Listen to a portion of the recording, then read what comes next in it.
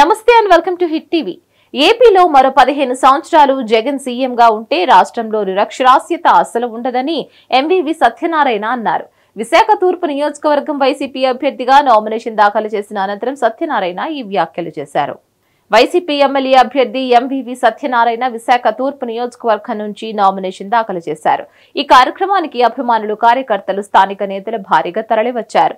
భారీ ర్యాలీగా కలెక్టరేట్ కు చేరుకుని రిటర్నింగ్ అధికారికి నామినేషన్ పత్రాలు సమర్పించారు. నామినేషన్ కార్యక్రమానికి చరిత్రలో ఎన్నడూ లేని విధంగా భారీ ఎత్తున ప్రజలు తరలి రావడంతో సంతోషం వ్యక్తం చేశారు. విశాఖ తూర్పు నియోజకవర్గంలో అత్యధిక మెజార్టీతో గెలిచి వైసీపీ జెండా ఎగరవేస్తామని ధీమా వ్యక్తం చేశారు. జగన్మోహన్ రెడ్డి మరోసారి ముఖ్యమంత్రి అవ్వడం ఖాయమని సత్యనారాయణ ధీమా వ్యక్తం చేశారు.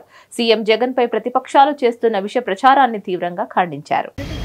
నేను వైఎస్ఆర్ కాంగ్రెస్ పార్టీ తరఫున జగన్మోహన్ రెడ్డి గారి ఆదేశాల మేరకు ఈరోజు తూర్పు నియోజకవర్గ ఎమ్మెల్యే అభ్యర్థిగా నామినేషన్ దాఖలు చేయడం జరిగింది. ఈరోజు ఈ కార్యక్రమానికి పెద్ద ఎత్తున అంతా కూడా కార్యకర్తలు, అభిమానులు తరలి వచ్చి ఒక చరిత్రలో ఎప్పుడు ఇలా నామినేషన్ కూడా వేస్తారనే విధంగా అరిలోవ లాస్ట్ బస్ స్టాప్ నుంచి ఇక్కడ వరకు కూడా అసలు ఒక జన సందోహం లాగా వచ్చేసి జన సముద్రం లాగా కల్పించారు. అన్ని బైక్స్ కానీ కార్యకర్తలు కానీ అసలు విపరీతం, అసలు అంత అద్భుతంగా వాళ్ళంతా సపోర్ట్ చేసి ఈరోజు అంత పెద్ద ఎత్తున తరలి వచ్చినట్టు ముందుగా నా కార్యకర్తలందరికీ, అభిమానులకి నేను చేతులెత్తి నమస్కరిస్తాను. అంత స్వచ్ఛందంగా ఒక పిలుపు మేరకు వచ్చిన ఈ పార్టీ కార్యకర్తలు కానీ, మా అభిమానులు కానీ, మన జగన్మోహన్ రెడ్డి గారు అంటే ప్రాణం ఇచ్చే అభిమానులు, ఈరోజు జగన్మోహన్ రెడ్డి గారి ప్రాణం ఇచ్చే అభిమానులు అందరూ కూడా ఈరోజు అంతగా తరలి వచ్చినందుకు అందరికీ ధన్యవాదాలు తెలియజేస్తున్నాను.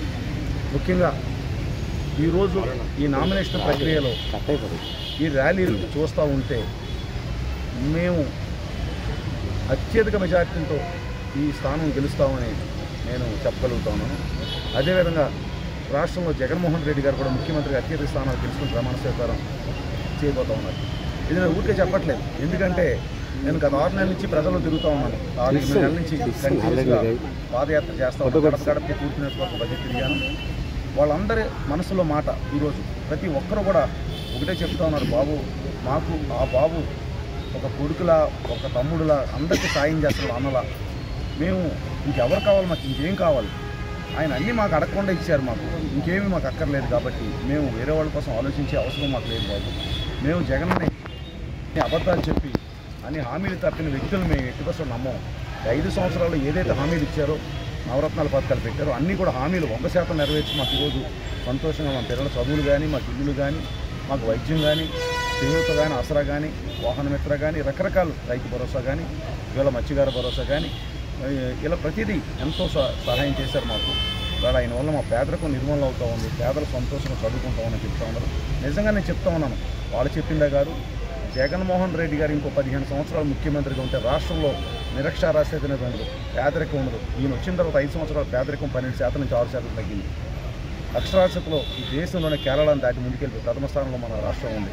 ఈరోజు మన అభివృద్ధిలో కూడా చూసుకుంటే విశాఖపట్నం నగరంలో రోడ్లు కానీ, పార్కులు కానీ, ఫుట్పాత్స్ కానీ, డివైడర్ కానీ, సెంటర్ ఐలాండ్స్ కానీ అన్నీ చాలా చక్కగా చేశారు.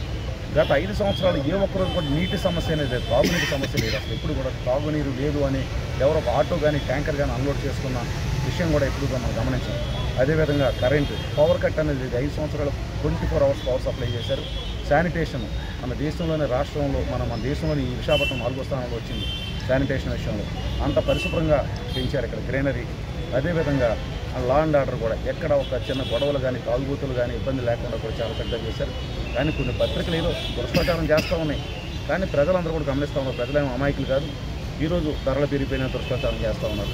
అంటే ఒక సిలిండర్ ధర పక్క రాష్ట్రం ఎంత ఉంటుంది, హైదరాబాద్ కానీ, చెన్నై కానీ, బెంగళూరు కానీ మనకి ఎంత ఉంటుంది.